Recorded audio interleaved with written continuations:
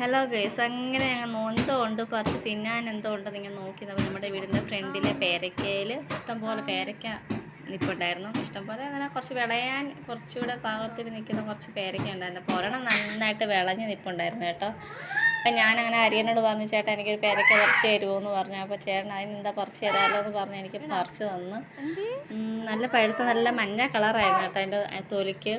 അപ്പോഴേ അറിയാലോ നന്നായിട്ട് പഴുത്ത് വിളഞ്ഞ പേരക്കയായിരിക്കും എന്ന്.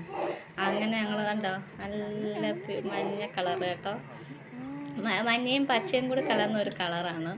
അങ്ങനെ അറിയണ എനിക്ക് പിച്ച് തന്നു. അങ്ങനെ ഞങ്ങൾ പറിച്ചു.